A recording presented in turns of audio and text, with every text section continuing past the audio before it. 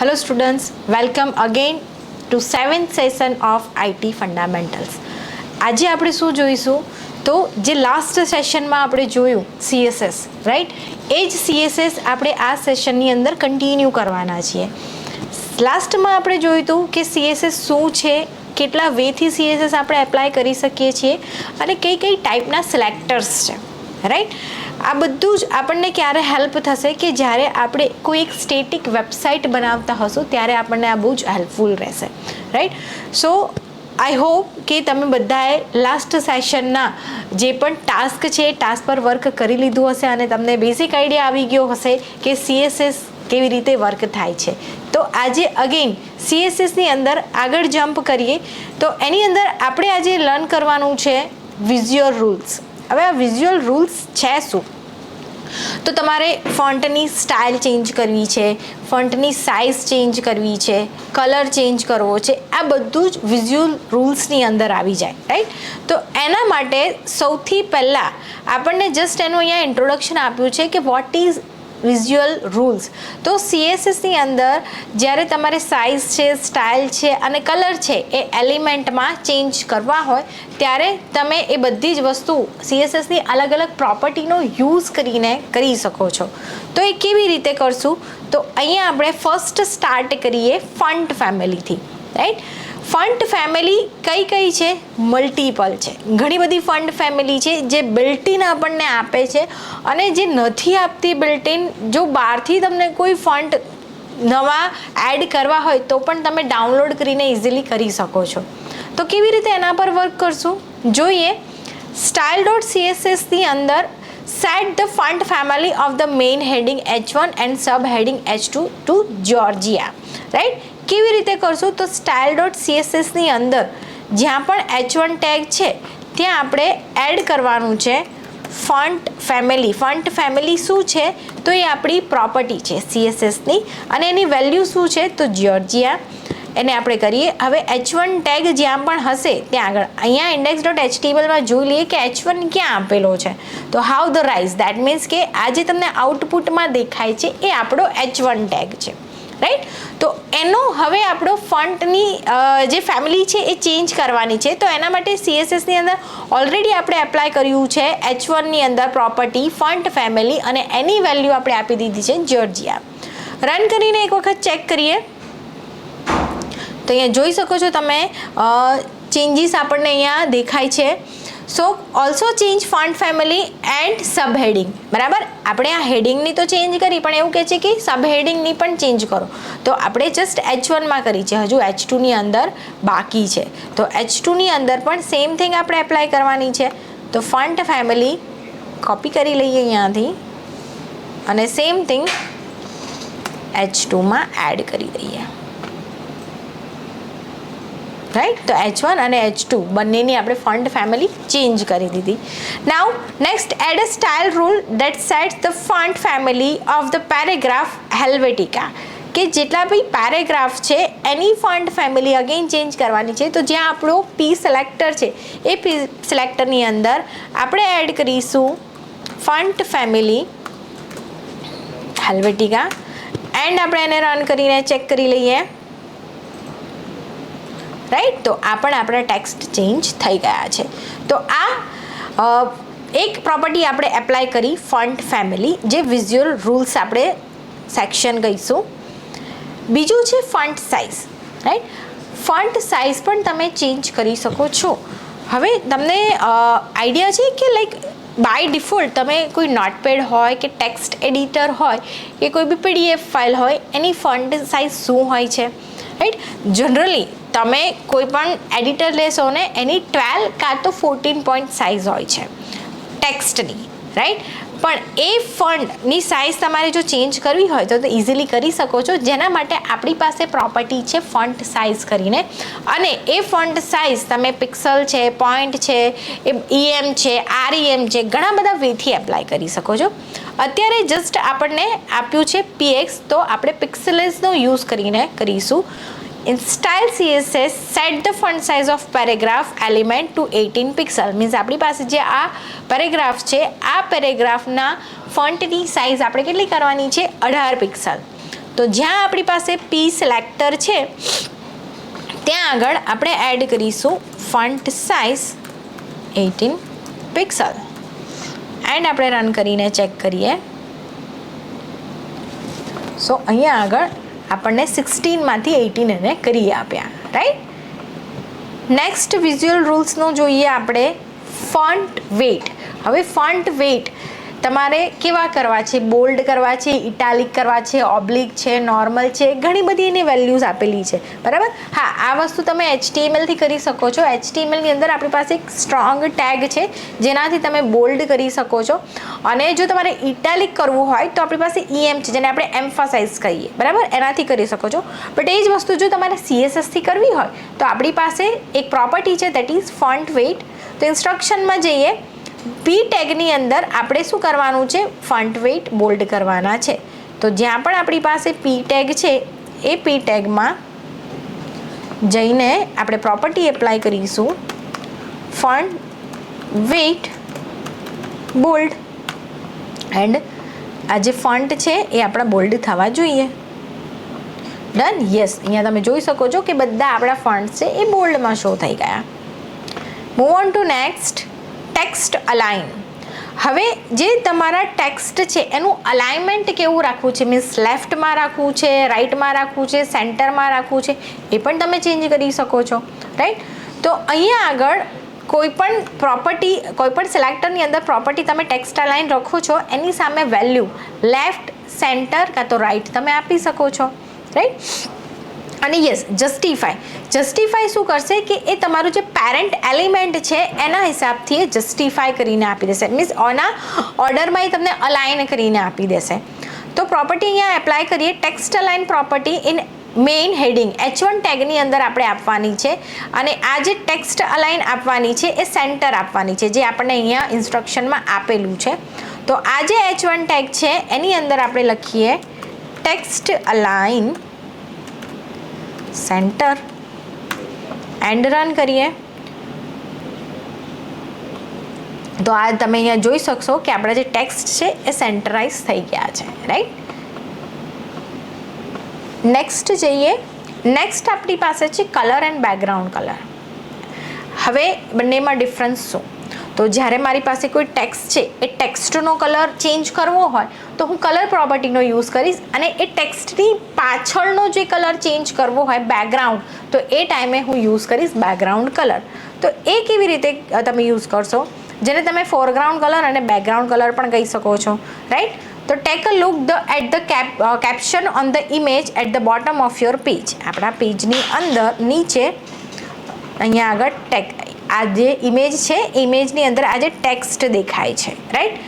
આ ટેક્સ્ટને ચેન્જ કરવાનું છે in the dot caption selector to white.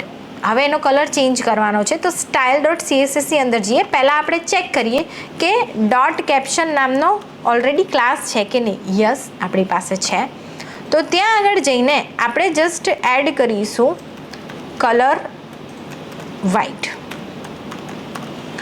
હવે વ્હાઇટ કલર એડ કર્યો, રન કરીને ચેક કરીએ.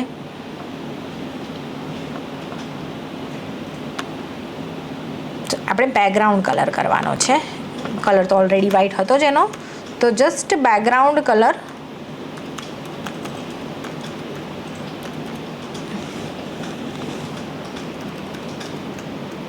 White, right. તો આ જે ઇમેજની ઉપર ટેક્સ્ટ છે, ટેક્સ્ટ ઓલરેડી વ્હાઇટ કલરમાં છે અને આપણે એનો બેકગ્રાઉન્ડ પણ વ્હાઇટ કરવું છે એટલે ટેક્સ્ટ આપણને દેખાશે નહીં.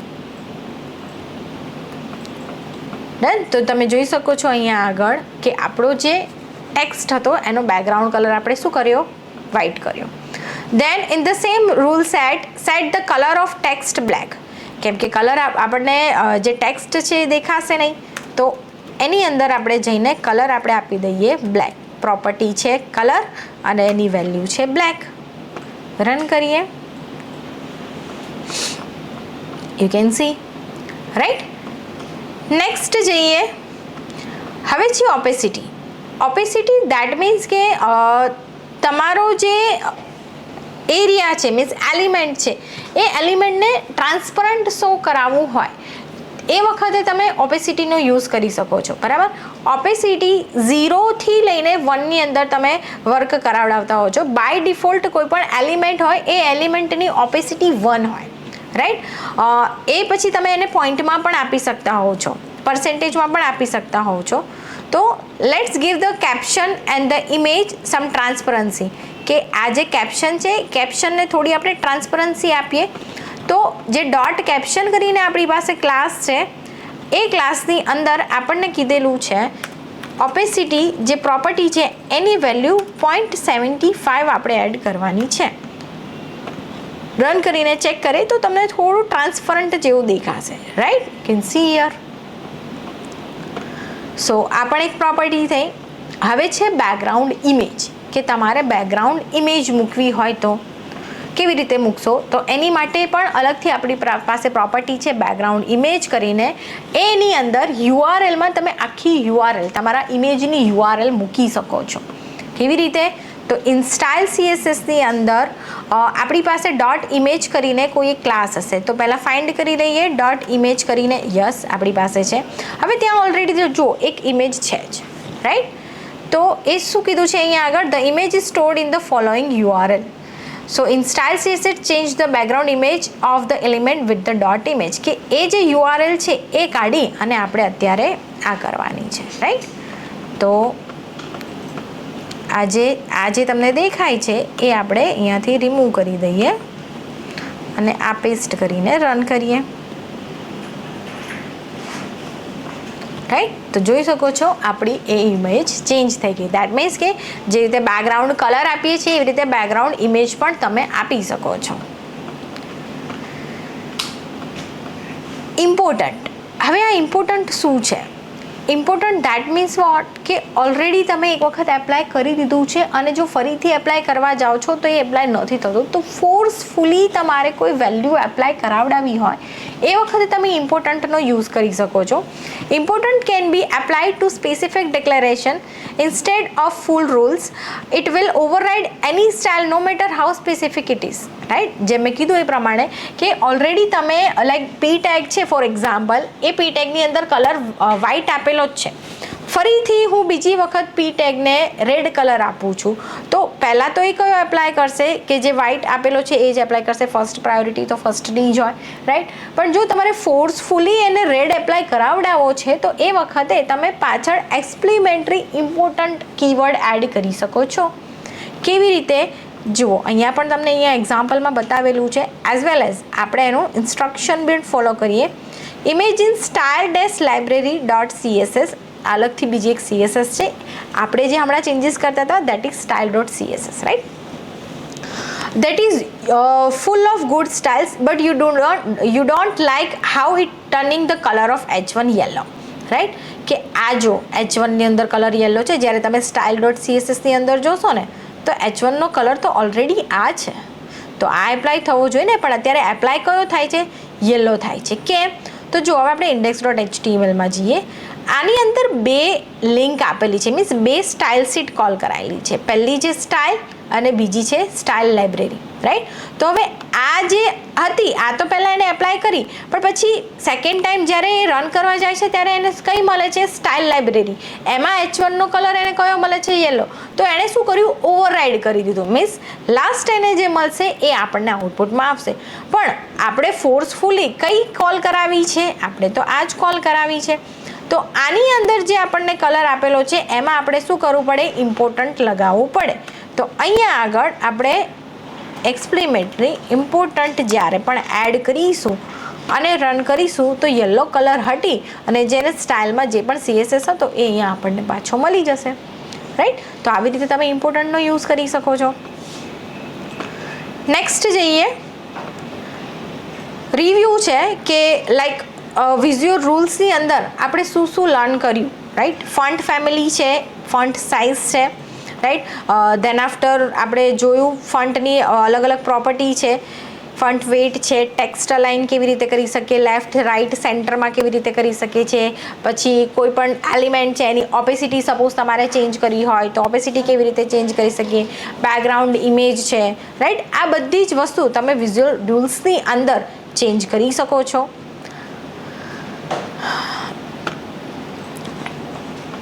અહીંયા આગળ આપણે આ જે લેસન વિઝ્યુઅલ રૂલ્સનો જોયો એ લેસનની અંદર આપણને જસ્ટ આટલું જ શો કરાયું છે કે કલર છે, બેકગ્રાઉન્ડ કલર છે, દેન સાઇઝ છે ફોન્ટની, બેકગ્રાઉન્ડ ઇમેજ છે એ કેવી રીતે તમે ક્રિએટ કરી શકો એ છે. આગળની જે ક્વિઝ છે એ જે આપણે અત્યારે સ્કીપ કરીએ છીએ અને એના પછીનું આપણને નવું એક બીજો ટોપિક આપે છે બોક્સ મોડલ. બટ હવે એ આપણે અહીંયા સિલેબસની અંદર જોઈશું, રાઈટ. તો એ બોક્સ મોડલ છે જેની અંદર ઘણી બધી પ્રોપર્ટીઝ છે CSSની જે આપણે લર્ન કરવાની છે, રાઈટ. તો આ જે પ્રોપર્ટીઝ છે એ આપણે નેક્સ્ટ સેશનની અંદર લર્ન કરીશું. આજના સેશન માટે આપણે આટલું જ રાખીએ છીએ કે આજે આપણે શું જોયું, જસ્ટ ક્વિક રિવ્યૂ લઈ લઈએ. તો સ્ટાર્ટિંગ આપણે કર્યું વિઝ્યુઅલ રૂલ્સથી.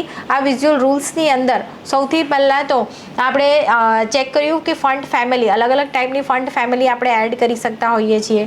દેન આફ્ટર એના પછી આપણે ફન્ટ વેઇટ જોયું કે બોલ્ડ કરવા છે, ઇટાલિક કરવા છે, રાઈટ. ફોન્ટની સાઇઝ તમારે ચેન્જ કરવી હોય તો તમે એ કરી શકો છો. દેન જે એલિમેન્ટ છે, કન્ટેન્ટ છે, એની ઓપેસિટી જો તમારે ચેન્જ કરવી હોય તો ઓપેસિટી પણ આપણે ચેન્જ કરી શકીએ છીએ ઇઝીલી.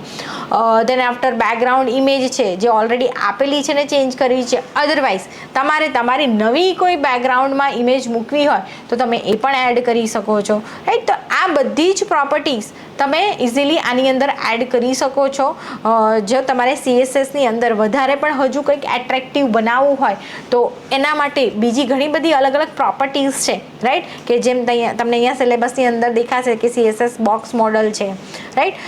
દેન આફ્ટર ડિસ્પ્લેઇંગ છે, પોઝિશન્સ છે, કલર્સ છે, ટાઇપોગ્રાફી છે, ઘણી બધી CSSની પ્રોપર્ટીઝ છે, રાઈટ. આ બધી જ પ્રોપર્ટીઝ આપણે 1 by 1 લર્ન કરીશું. આજના સેશન માટે આપણે આટલું જ રાખીએ છીએ, રાઈટ. બાકીનું જે આપણે જોઈશું એ નેક્સ્ટ સેશનની અંદર જોઈશું. આજના સેશનના રિલેટેડ જે પણ ટાસ્ક છે એ ટાસ્ક ગૂગલ ક્લાસરૂમની અંદર આવી જશે. તો ફટાફટ તમે એના પર વર્ક કરવાનું સ્ટાર્ટ કરી દેજો. કોઈ પણ ક્વેશ્ચન કે ક્વેરીઝ હોય તમે ચેટબોટની અંદર મેસેજ પણ કરી શકો છો અને તમે ચેટની અંદર રિપ્લાય પણ તમને ત્યાં ને ત્યાં જ મળી જશે, રાઈટ. Thank you guys.